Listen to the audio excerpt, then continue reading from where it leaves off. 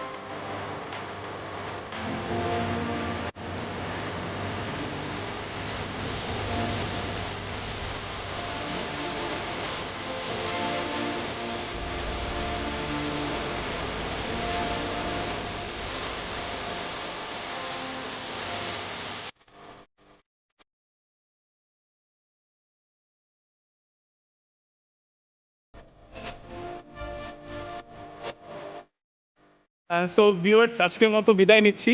দেখা হবে আবার নতুন কোনো আমার ব্লগে, আবার নতুন কোনো রিসোর্টে বা নতুন কোনো প্লেস। তো সেই পর্যন্ত অপেক্ষায় থাকবেন, আমার চ্যানেলকে সাবস্ক্রাইব করবেন এবং আমার জন্য দোয়া করবেন।